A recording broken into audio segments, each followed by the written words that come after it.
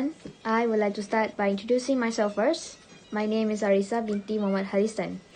The subject of this presentation is about the case R against Clark, 1927, in the High Court of Australia on 22nd November of 1927.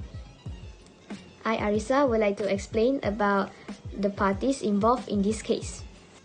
Assalamualaikum and a very good morning to everyone. My name is Soraya binti Ismani, and today I will be discussing about the facts of the case R against Clark. Assalamualaikum and hello everyone. My name is Ahmad Rifa'ie B Yusof and I am from K06. Today I'm going to talk about the relevant laws in the case of R against Clark. Hello everyone, I am Amira and I'm gonna talk about the ratio decidendi for this case.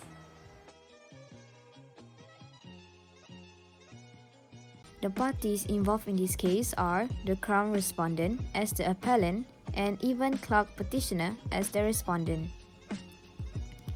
There are three judges who participated in this case, which are Isaacs A.C.J., Higgins and Stark J.J.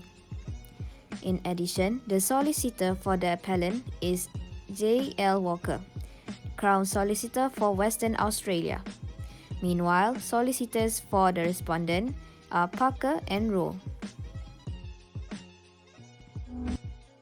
As for the facts of the case, the government of Western Australia had offered a reward of £1,000 for information leading to conviction of murderers of two policemen, Wash and Pittman, for such information as should lead to the arrest of the persons who committed the crime.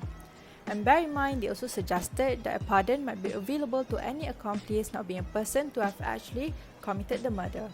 Clark and Trafney were arrested in connection with one of the killings. The information for which Clark claims the reward was given by him when he was under arrest with Trafney on the charge of murder. Clark made a statement and gave evidence, after which Trafney and one other were convicted for that murder. Clark later claimed the reward for the first time.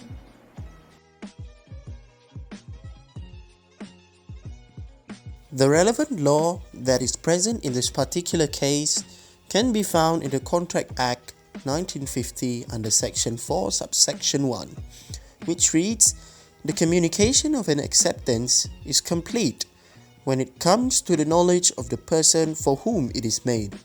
This means that if someone is unaware of a thing that he should have received, the communication of acceptance is considered as void. Since it is void, so there is no acceptance.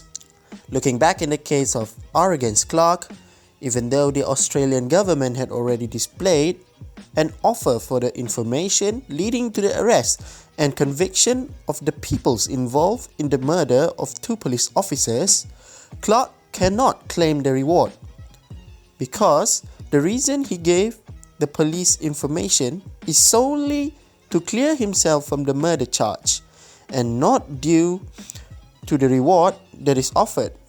And also, Clark was not aware of the reward when he told the police about the peoples involved in the case. So because of that, he is not entitled for the reward. As for the ratio decidendi for this case, which is the reason for the judgment made by the court found that Clark merely giving the information just to clear himself from the punishment with no intention to claim the reward. He also stated that he is aware of the reward, but it did not cross his mind at the time he was giving the statement. Consequently, he is unable to claim the reward afterward because his action of merely giving the information does not amount to acceptance of the offer in the first place. To summarize this case, let's take a look back on who are the ones directly involved in this case. As I have explained before, the appellant in this case is the Crown Respondent. The respondent, on the other hand, is even Clark Petitioner. The facts that are being highlighted from this case is a monetary award was offered in exchange of information leading to the conviction of people who were responsible for murdering police officers. Clark saw this reward and gave a statement. This statement then led to the conviction of others. Clark then claimed the reward in order to secure his own release. Next, The ratio decidendi of this case is because the court has found that Clark has no intention of receiving or claiming the reward for his statement. He is merely giving the statement to save himself. The court ruled that Clark has not accepted the offer because he lacks the intention and therefore he cannot claim the reward afterward. To summarize, looking back at Section 4, Subsection 1 of the Contract Acts 1950, Clark, even though has cooperated and given the information about the perpetrators who was involved in the murder of the two policemen, he was not entitled for the reward because the reward was not in his knowledge. And because of that, there was no acceptance. Thank you.